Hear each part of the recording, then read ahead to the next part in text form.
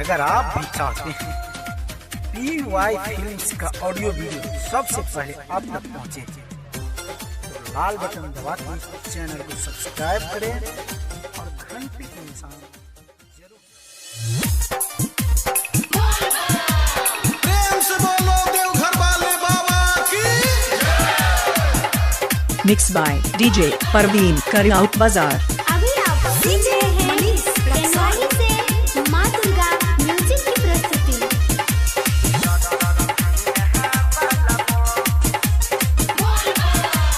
गाजा भैरव के चिलम में भोला मारै छदम। गाजा भैरव के चिलम में भोला मारै छदम। सबसे आगे छह बाबा चिलम मधुबनी वाला बम। सबसे आगे छह बाबा चिला दरभंगा वाला बम। देखो गाजा के भर के चिलम में मारै छदम। देखो गाजा के भर के चिलम में मारै छदम। सबसे आगे छह बाबा छौला सुपौला वाला बम। सबसे आगे छह बाबा छोरा सिरहा वाला बम।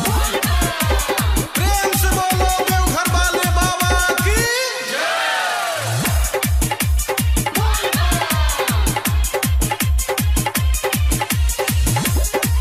मिक्स बाय DJ परवीन करियाउट बाजार। DJ परवीन करियाउट बाजार। DJ मनीष रक्सौल।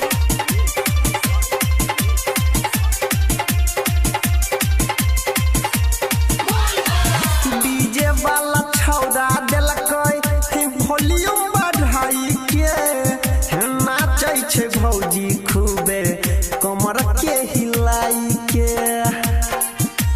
हो भोले बाबा डीजे वाला छौड़ा देलकै वॉल्यूम बढ़ाई के नाचै छै भौजी खूबे कमर के हिलाई के। चलै रोहिया में एको बेर नहीं रुकै छै कदम। चलै रोहिया में एको बेर नहीं रुकै छै कदम। सबसे आगे छै हो बाबा जिला मोहतहरी के बम। सबसे आगे छै हो बाबा जिला सपतरी के बम।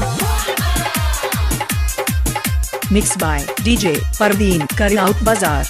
DJ मनीष रक्सौल। DJ परवीन करियाउट बाजार।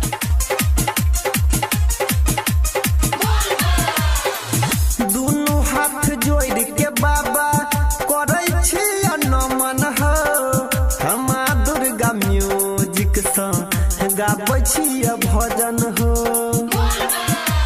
हो भोला बाबा दुनू हाथ जोड़ के भोला करै छी नमन हो।